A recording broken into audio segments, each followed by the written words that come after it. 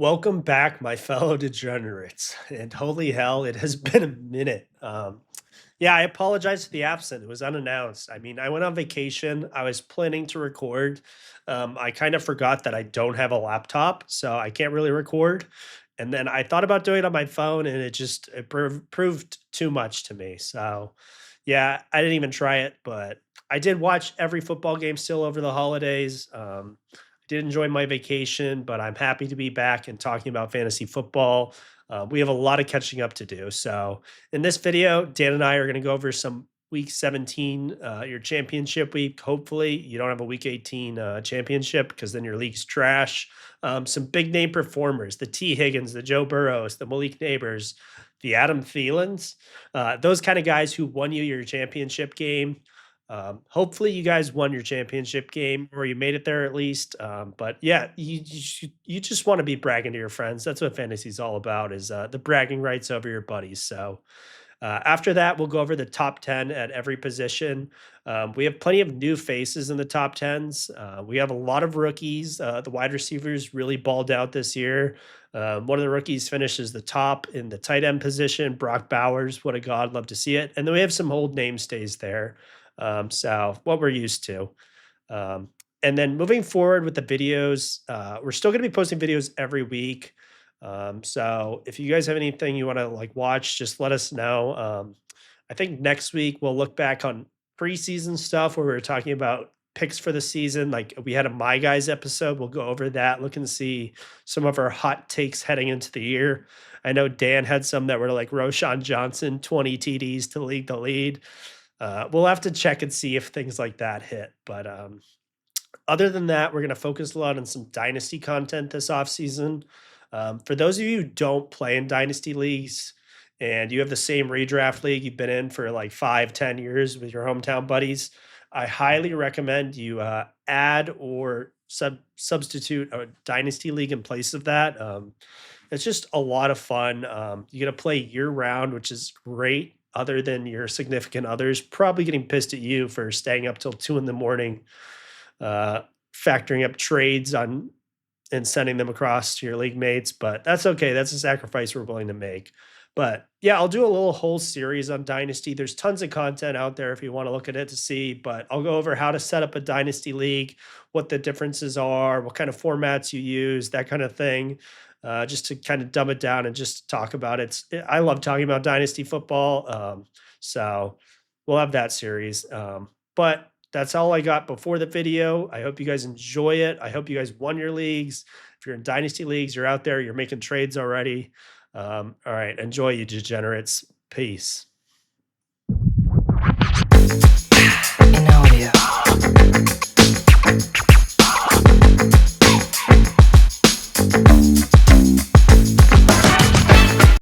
Three, two, one, action.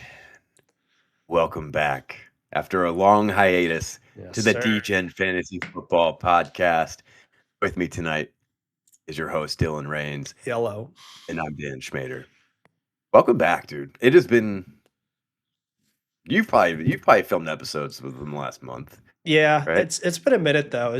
I went on vacation for Christmas for 2.5 weeks, and I told myself I was gonna like record some on vacation during fantasy playoffs, but it was just, I mean, I don't even have a laptop, so I was like gonna do it on my phone. I was like, this is too much, but I still watched just as much football, spent just as much time on it. So as did I. The season was a bit of a grind, you know. I was feeling a little burnt out by like week 8 or week 10, week 11. Yeah, you get in that real negative mind space when things aren't going well in some leagues. Yeah, especially if you start off the season hot. Yeah. And then say you hit that like later mid skid. I mean, things are, because you're thinking like what could have been. But we pulled it together. I think we both took home championships this year. Yeah, we both took some big money league championships home. So we like to see it. Yeah, so we ended the season on a fucking high note. And because of that, we're like, we have to do the season review. Yeah. But speaking of championships, let's get in before, because we're going to go over player rankings tonight. 1 through 10, full season rankings. I believe they're not points per game. Correct. Which is fine. Yeah, which is fine. Because remember, reliability and availability counts in fantasy football. So Yes, sir. these guys won their top 10 ratings fair and square. Let's go over some championship heroes for the boys. We have a list that I don't think anyone listening to this can see, but there's probably how many names are on here too? This is the top 16 scorers of championship week in PPR formats. Okay. Yeah, and we got T. Higgins, Joey B, Neighbors, Baker Mayfield, Drew Lock, Jaden Daniels, Brock Bowers, Trey, Marvin Mims, Devontae Smith, Mike Evans, Lamar, of course, Yeah. Ladd McConkey. Is that Ricky Pearsall? Yes, it is. He put up a 28 piece in the championship. Adam Thielen, 28. Yes. And Jonathan Taylor just closed the season out like a total dog at 28. Yeah. Did you have any of these players still? So the reason I made this list the top 16 was because I had Adam Thielen and I started him in my championship and I won in big part due to him. I smoked the guy at the finals, but like 28 for Thielen just started the day off. He had the 1 o'clock game. So yeah, he was a big, yeah. You put that guy. Yeah, I buried him. You put that guy in a hole quick with Thielen. I had Devontae Smith. Yep. Who I traded for late in the season, turned to be a godsend. Who else did I have on here? Yeah. That was about from that list. I have no one else. You had Trey McBride in one of your leagues, but I had Trey and Lamar in a league, and I lost that championship. Yeah, that one was brutal. 0.36 because I started the Pittsburgh Steelers against the Chiefs. I mean, what the fuck was I thinking, dude? Yeah. That's so these are the guys. When I see this list, I see a lot of names that we didn't really expect coming into the season. Yeah. And so Marvin Mims didn't drop 30 this whole year, but a lot of these guys were consistent fantasy producers the entire season. T. Higgins, when he played, was a beast. Yeah, I think he had the second highest points per game as a wide receiver. So crazy shit. He just happened to miss like 5 games. Yeah. Brock Bowers was obviously everyone thought he was a god, but not on the Raiders year 1. Even Devontae Smith, Ladd McConkey, Ricky Pearsall, this is a good example for that, and Adam Thielen. These guys were all kind of no-name fantasy guys that towards the second half of the season just got people to the playoffs and won people championships. Yep. That's what fantasy is all about. Yeah, really turned it up. So it was an exciting finish. What do you think Thielen's future looks like? Fuck if I know. I think he's 34 or 35 already. So he's old. No. It's like Zach Ertz, Zach Ertz, he might. Oh, that was week 17. He dropped like a 25 bomb. Yeah. So these are more dynasty questions for down the road in the offseason when we're bored. Yeah. But yeah, always hit the waiver wire for sure.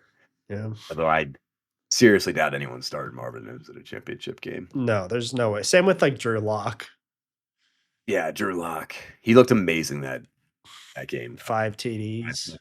Yep. Yeah. What a beast. Yeah. And then obviously there's some old faithfuls here too. Burrow, Mike Evans, Trey McBride. Yeah. Awesome. Okay. So thank you to those guys for helping us take home some championships so we can feel like we're better than our friends. Top 10 in each position. We don't need to talk about every one of these dudes, but we should probably read them off though. 1, Lamar. They'll be 2, up Josh on the Allen. screen, so they can just see them. Perfect. So we can just talk about kind of whoever we want. Okay. I mean, some of these guys are not a surprise, and then some of these guys huge surprise. Huge surprise. I will say though, once again we see the power of the mobile quarterback. These guys earn their ADP with Lamar and Josh. Yeah. But some of the other guys, Mayfield, Goff, Bo Nix, obviously, and Darnold. Total shocker. Yep. Yeah. Seeing this list, do you feel like streaming quarterbacks in the future is the way to go if you miss out on those top 2? Yeah. I mean, you also have to like make the right choice with your picks too, because it's like these numbers are their ADP numbers, so it's obviously everyone remembers Josh was going first. I picked Mahomes over Josh in a league, was the wrong choice for sure. He finishes QB 12, so I mean that was just kind of dumb as a Chiefs fan, but yeah, I mean these elite rushing guys. I Hurts missed a couple games. That's what dropped his. He finished eighth, but his points per game, I think he was tied for third or fourth. Yeah. So he So earned it. so they all kind of earned it. And then just these high volume offense of Mayfield, Goff, Bo Nix out of nowhere. Like, yeah, it seems like you can kind of just punt on QB, really. Right. I mean, out of these, like Burrow, you could have gotten, I forget, like Fifth top round. 6th round, 5th Yeah. round. And But even then, I thought that was a dumb pick, honestly. Yeah. I didn't have, Same. I just forgot how good he is. Jaden Daniels, you could really take a gamble on a incoming rookie, although I would not do that next August or September. Yeah. And then Darnold's just a complete unicorn. Yeah. But I think waiting is the way to go, unless you really want to having like a Josh Allen or Lamar. Yeah. If people are like reaching a lot and they like fall a little bit, but like picking Josh in the middle of the second round, you might have won because of it, but there's just so much other talent at that time in the draft. Yeah. Yeah. Could have gotten some of the next guys we're going to talk about. Yeah. Okay, so that's the top 10 QBs. Do you have any closing thoughts besides that? But I think that's the most important question we ask is, you go early, or do you only go for Lamar and Josh, and then did you Yeah. wait I until- feel like this is kind of the norm every year now, right? Like that some of the top 3 or 4 QBs do pretty well, and then there's some random guys out of nowhere who way overperform their projections. I think QB is like the most variance position Yeah. for the most part. I mean, like tight end usually is too, but that's just more of a crapshoot, anyways. But like you'll see in the running backs next, where the ADPs are all everyone's a top 50 pick other than one guy. So Yeah. Let's get into those guys. Yep. Running backs are exciting. This was kind of the year of the running back. yeah, Like in our dynasty league, the 2 teams that made the championship, we both were starting 4 running backs. So Yep. both of our flex spots that weren't quarterback were all running backs, and that was just was producing the most and consistent. But honestly, the first 4 guys, that's pretty. Everyone saw coming. Gibbs was awesome. Potential 101 next year. I would be wary to take him 1-on-1 just because Monty will be back and Yeah. like he's not going anywhere. I probably would take Bijan over Gibbs. Yeah, I agree. Even as a Bijan hater, no longer though. Yeah. And like obviously Saquon finished as the RB2, which is crazy because he had an unreal year. I could see people taking him at the 101. Yeah, for but sure. that just smells like a trap, dude. He's gonna be 28, coming off the biggest workload of his life. Yeah. We'll Go see. Bijan. Yeah. I start to get too like playful now. I mean, last year you had the pinnacle of like would you have 3 first overall picks in a redraft and you didn't take a single CMC and it worked out great. Not a single CMC. So it's like that's kind of ingrained. Like that's the right move. That's going to happen to Saquon. But it's like if that didn't happen, it'd be like, yeah, Saquon, no doubt 101 next year. True. But True. Also, CMC was already having like some cap yeah, strains. exactly. So when draft season upon us, and some people were just so like it's CMC, I have to do it. yeah. But yeah. So yeah, if you had Saquon this year, I'm sure a lot of people made it into at least made a playoff berth. Yeah, for sure. Derrick Henry just refuses to age. Another great year, shit ton of touchdowns. Devon Achane makes the top 5. I believe this is the second year in the league. What do you think about Achane? Because I have him in a dynasty league, and he was pretty fantastic, but that offense was broke. So as we all expected after his rookie year, I think his yards per carry was like 7.1 yards per carry rookie year. This year it came way down, but we didn't really expect this passing game involvement to the level it was. I think he had like 60 catches out of the backfield, something crazy like that. Yeah, So I could see that that easily. that's really what like propelled him up the ranks. So he did have a great season. Um, I think he stayed healthy, which was huge. That was everyone's biggest thing about him was like he's tiny, he's gonna get hurt. He didn't get hurt at all this year. So I mean, props to A Chain. It was a great year. You can't be disappointed with him. So Yeah. Yeah. He's another guy I'm going to be wary of taking next yeah, year. the thing is though, the reason why his rushing came down so much is they went from like the best O line in the league to losing a couple guys in free agency. Um, they had one of the worst O lines in the league. So Yeah. that's But a he's much still harder fix than just drafting one guy and patching it. right. And then say their offensive philosophy changes next year and they aren't throwing him the ball that many times, then you're looking Yeah. at like a Brees type, Yeah. which is a bummer. But he had a great season.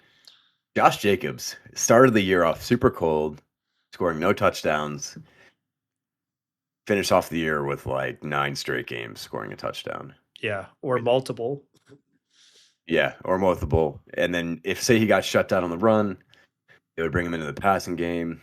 He was everything he wanted to be. And I'm sure if we looked at like the second half of the season, I'm sure he'd be top 5 in points per game because he was just.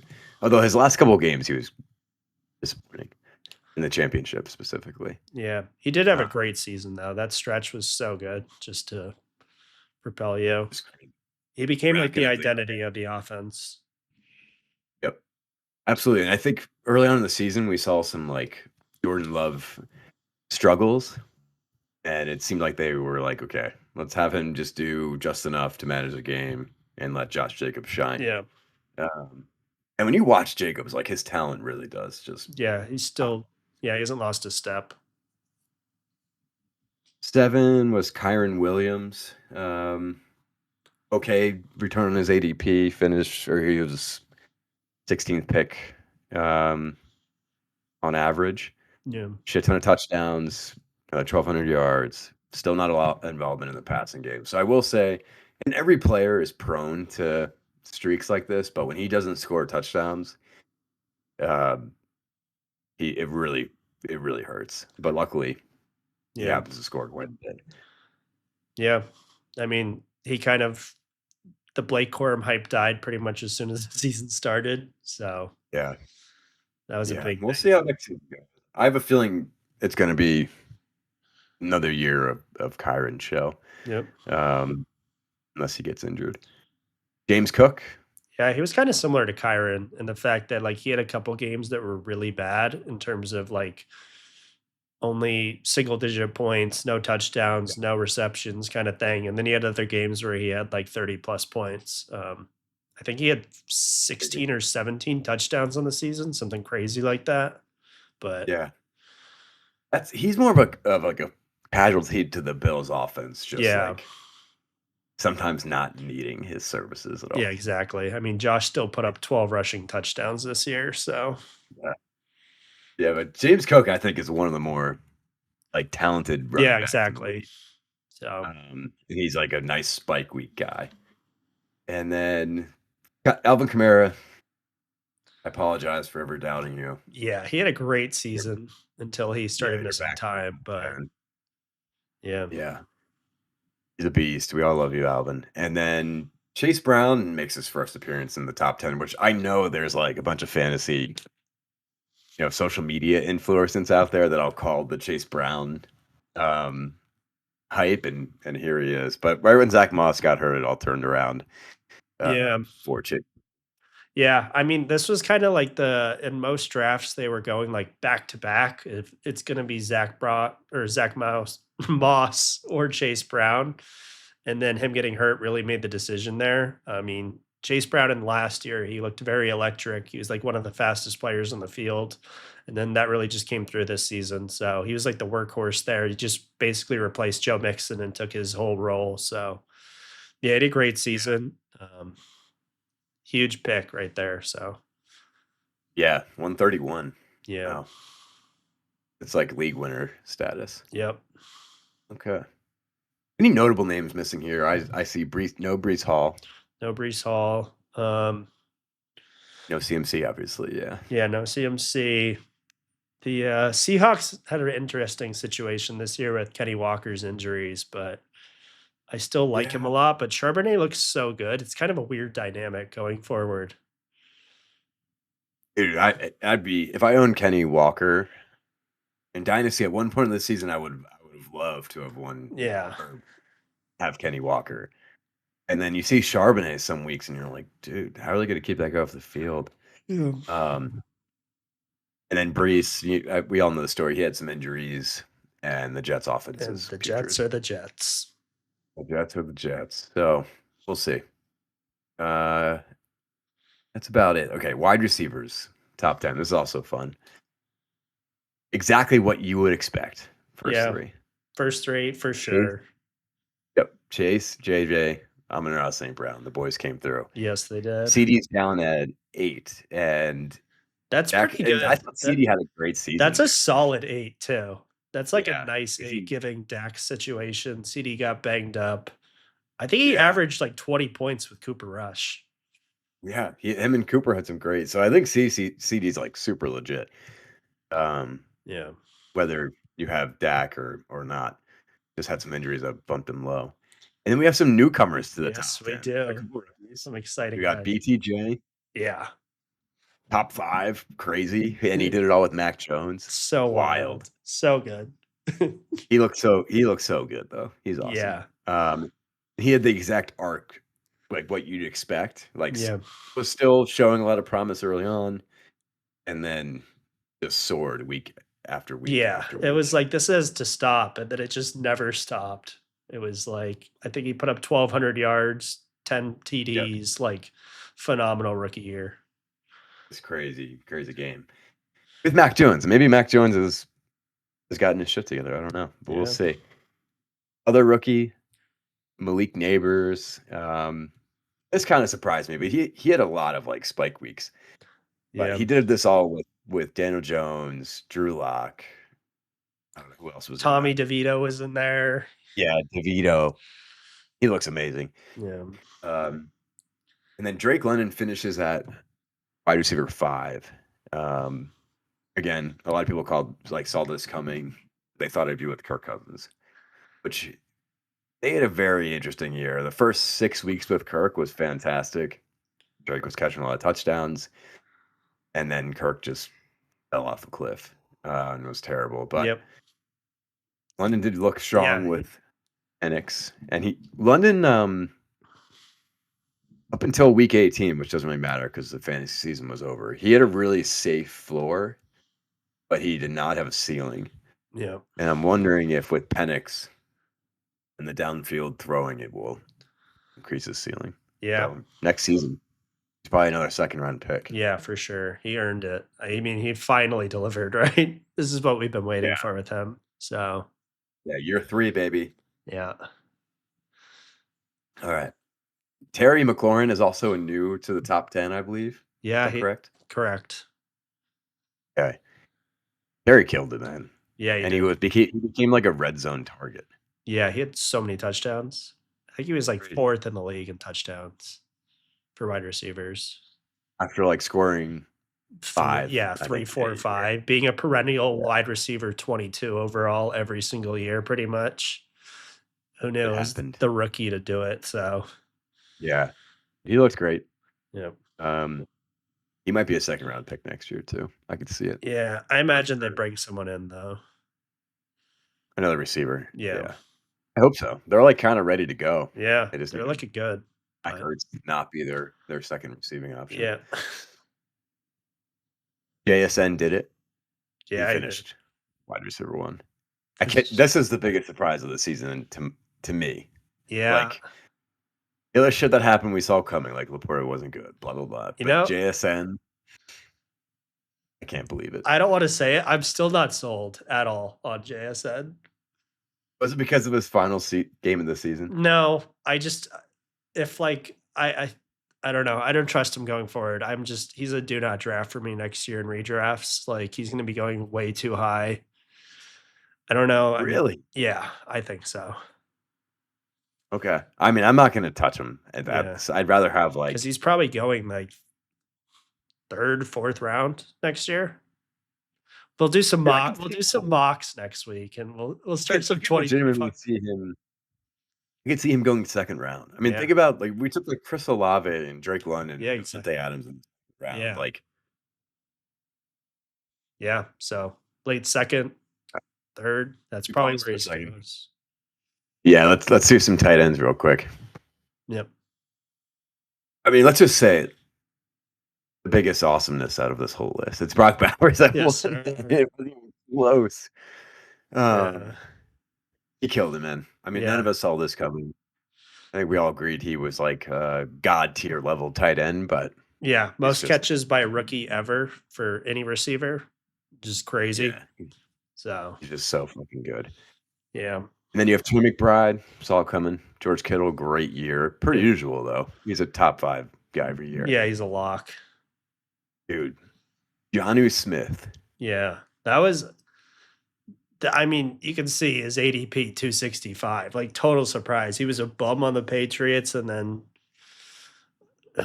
he's Kind of a bum on the Falcons, Yeah. but like started to get some love. Yeah. And then it almost seemed like the Dolphins game planned Yeah. for Jonnu Smith. There would be games where like how you Tyreek kill. and Waddle would have like 6 combined targets and Johnny would have like 13. Just so many screen passes. It's like, what? That offense was broken, man. I just don't get it. But he had an awesome year. Yeah. Trav and Andrews are next. They're kind of they're on the decline. Yeah. Kelsey had a decent time after Rasheed missed time, but it didn't go quite to the level they needed. I mean, the Chiefs also were just like didn't really need to force him the ball. And then Andrews had the redemption this year. People were dropping him in like leagues all over. Yeah, he turned it around big time. Yeah.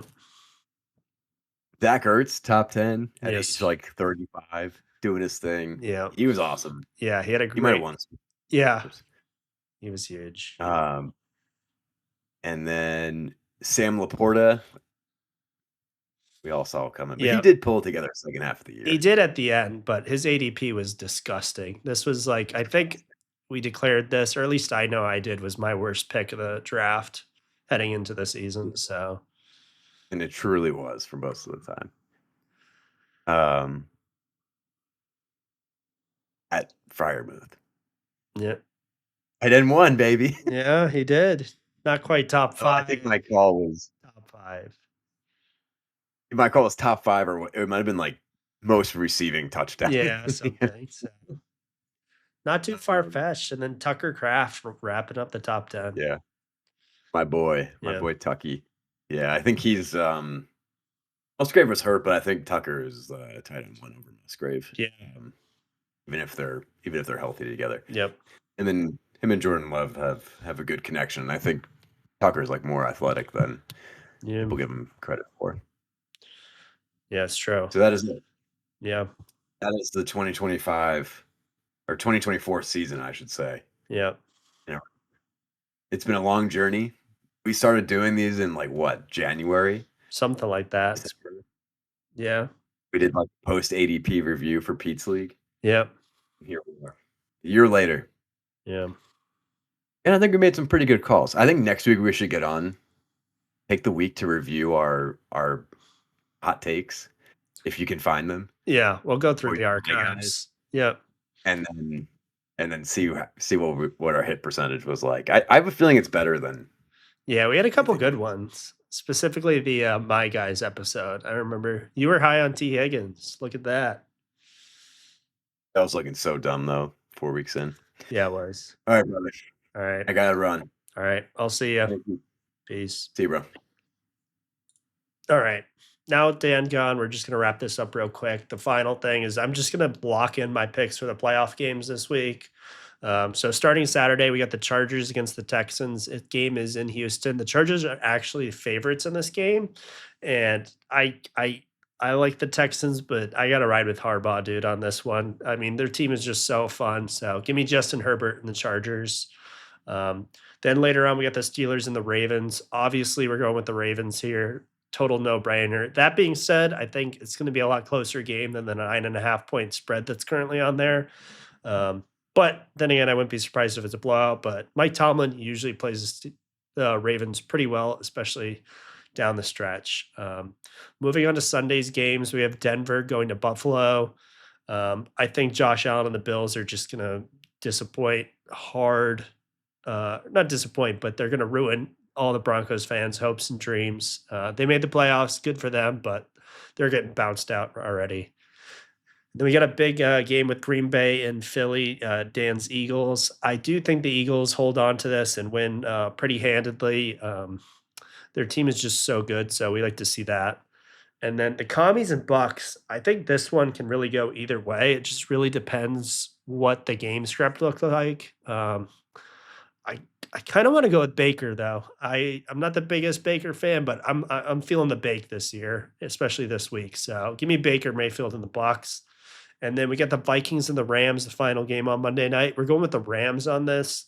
I think Stafford comes back into form after a rough last few weeks. Just Puka, Kyron, Cup all eat, and Sam Darnold just keeps shitting his pants, and he's going to lose a lot of money this week. So, all right, that's about all I got though. So hope you guys enjoy the video, and we will see you next week. Peace.